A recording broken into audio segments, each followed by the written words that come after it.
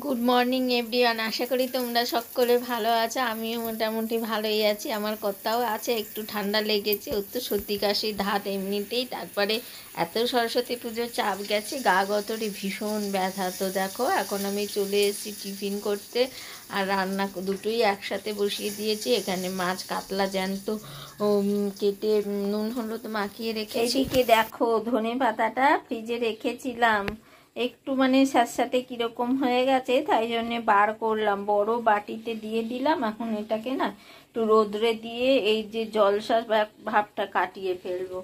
আর এইদিকে দেখো বসিয়েছি মাছের ঝালটা বসিয়েছি, মাছ ভেজে রেখেছি এখানে, জ্যান্ত কাতলা মাছ। আর এই দিকে দেখো মাছের ঝালটা বসিয়ে দিয়েছি, ঝালটা প্রায় হয়ে এসছে। আর কি রান্না করেছি আজকে তোমাদেরকে চলো দেখাই। এদিকে রয়েছে রাত্রিরের জন্য রেখেছি ফুলকপি আলুর তরকারি। আর দেখো কি করেছি চলো দেখাই। অনেক রকম আজকে থকে থকে করেছে। দেখো উচ্ছে আলু ভাজা রয়েছে, এখানে রয়েছে লাউয়ের তরকারি, কালকের একটু বেঁচে গেছিলো সেটা রয়েছে, এটা রয়েছে শিম বাটা, আর এখানে রয়েছে দেখো এটা হচ্ছে পেঁপে, আর এদিকে শশা কুচি রয়েছে। হ্যাঁ, শশা তো আবার ও খেতে চায় না একদম, জানো তো, আমি একাই খাই। ও একদম সুগারের রোগী, কিন্তু শশাই খেতে চায় না।